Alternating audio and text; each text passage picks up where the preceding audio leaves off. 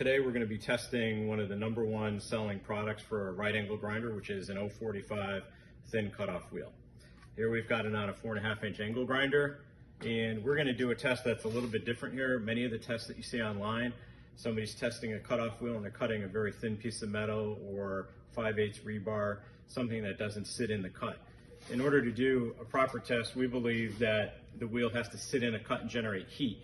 So we're going to use this 2.5-inch carbon steel plate by 1/4 inch thick, so that wheel has to sit in that cut for a while, and we're going to determine the degradation or the breakdown of that wheel and the life of that wheel. And when we're done, we'll show you how many cuts each one of these made. So using the same 2.5-inch by 1/4 inch thick carbon steel plate, we're going to use the United Abrasives Sait wheel.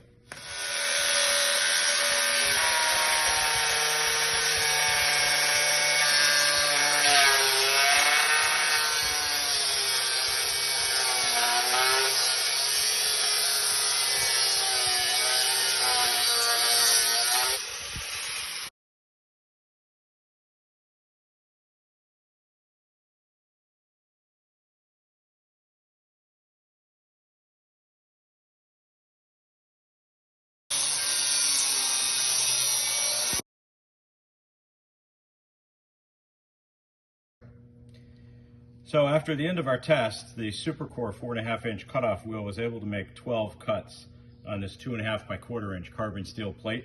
The United Abrasives wheel only made 7 cuts. The Supercore wheel is half the price of the United Abrasives wheel, and you get 50% more cuts out of that wheel.